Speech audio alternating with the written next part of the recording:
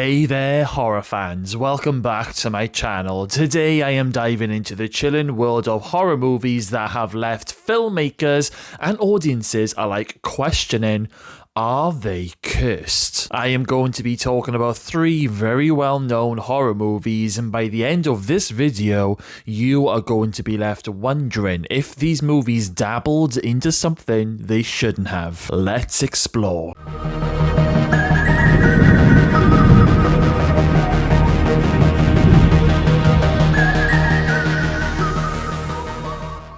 We begin with 1976's The Omen. This film didn't just scare audiences, it left behind a trail of tragedy that many call a curse. The Omen follows a young boy named Damien, who is secretly the Antichrist, and as the movie's popularity soared, so did rumours of misfortune that were tied to its cast and crew. Let's start with Gregory Peck, who played the father Robert Thorne. Just after the film wrapped, Peck faced an unimaginable tragedy. His son committed suicide. The pain that he must have felt was unimaginable, and some say that the weight of the film's dark themes played a role in his anguish.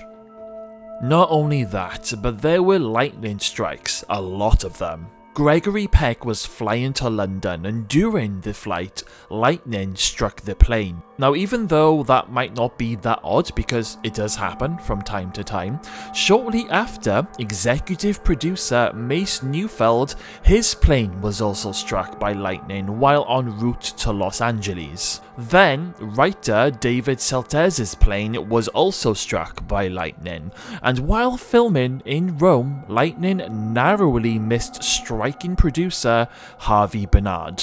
Then there is John Richardson, the special effects designer. Tragically, after working on The Omen, he was involved in a horrific car accident with his then girlfriend Liz Moore, who had been assisting John with the special effects on The Omen. Sadly, Liz was killed, and eerily, this accident closely resembled a scene from the movie itself. This scene that I am talking about is a scene where a photographer who's helping Robert Thorne research Damien's origins. Character Keith Jennings is killed when he is decapitated by a sheet of glass that falls off a construction vehicle while driving.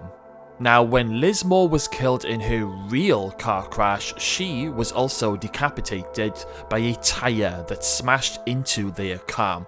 And if that wasn't creepy enough for you, the accident occurred on August the 13th, 1976, which was Friday the 13th, by a road sign that indicated that it was 66.6 kilometers away from the town of Omen. All of these incidents has led many to believe that The Omen is indeed a cursed horror film.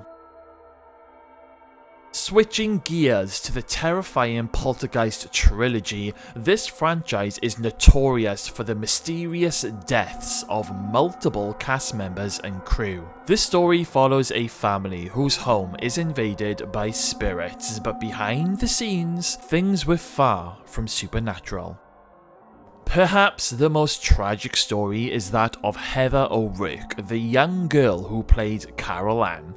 In 1988, just after the release of Poltergeist 3, she tragically passed away at just 12 years old due to a misdiagnosed illness. If you watch Poltergeist 3, you can see that Heather's face is very swollen. That is because she was prescribed cortisone injections to treat what doctors thought at the time was Crohn's disease. Unfortunately, on the 1st of February 1988, Heather collapsed at home and was rushed to hospital where she went into cardiac arrest. It was discovered she had intestinal stenosis and she went into emergency surgery. She did survive the surgery but suffered another cardiac arrest while in the recovery room. Doctors performed CPR for over 30 minutes, but sadly, Heather never recovered. Adding to the eerie and tragic narrative, Dominique Dunne, who played the eldest daughter in the first Poltergeist, was murdered by her jealous ex-boyfriend just months after the film was released. Zelda Rubinstein, who played Tangina, also faced health battles that plagued her until her death years later. The evil preacher Kane from Poltergeist 2, The Other Side, was played by Julian Beck. In 1983, Beck had been diagnosed with stomach cancer, which took his life soon after he finished work on the second installment of the series. The same film was met with further tragedy after Will Sampson, who played Taylor, the Native American shaman, he died in 1987 after undergoing a heart-lung transplant, which had a very slim chance of survival. The list goes on, and it seems too unsettling to be just a coincidence. Cast deaths weren't the only things, because other peculiar and creepy legends surround the film franchise. Jo Beth Williams, who played the mum Diane Freeland in the first two movies, she claimed that the producer, Steven Spielberg, insisted on using actual human skeletons as props in an attempt to save money because at the time they were cheaper than the plastic skeletons. Could this maybe be the reason why the Poltergeist films and anyone who worked within these movies have essentially been cursed? Who knows? And the third and final horror film I want to talk about today is the Amityville Horror. The story of Amityville began in 1974 when Ronald DeFeo Jr. infamously murdered 6 members of his family in the house at 112 Ocean Avenue. Just a year later, the Lutz family moved in, experiencing what they claimed were terrifying paranormal phenomena. Their story became the book, The Amityville Horror, and later a slew of horror films. From the first film in 1979, cast and crew began reporting bizarre incidents. Some believed the house was really cursed, affecting everyone involved in the production. During filming, lead actor James Brolin claimed to have experienced unexplainable events, such as cold spots and vague whispers. Things took a turn when crew members faced a series of accidents and inexplicable incidents. Things like equipment failures, injuries on set, and one technician even claimed he was pushed by an unseen force. The misfortunes didn't end there. The director, Stuart Rosenberg, suffered health issues that he attributed to the stressful atmosphere during production. Was it just hard work, or was something darker at play? I can remember seeing this haunting image that was caught when Ed and Lorraine Warren visited the Amityville house. This famous photo has been circulating for years, and it really gives me the creeps. Some people say it is the ghost of John DeFeo, one of the victims of the murders. I mean, some people say it is a hoax. But what I say,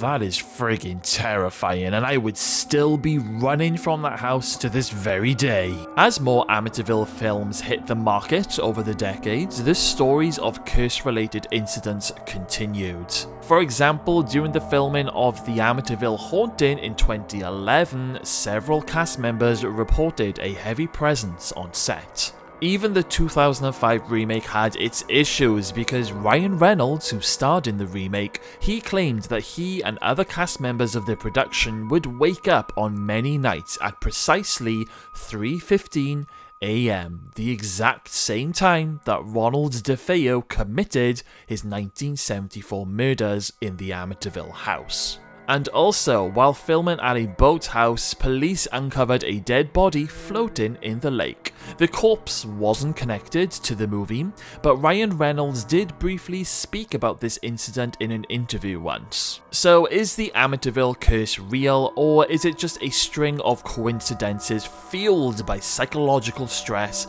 and public fascination? You decide. Whether you believe in these curses or not, the stories surrounding these horror films definitely adds to their eerie allure. Did you enjoy this deep dive into the dark side of filmmaking? Let us know your thoughts in the comments box below. And as always, don't forget to like, subscribe, and hit that bell icon for more chilling tales from the world of cinema. Until next time, keep it spooky.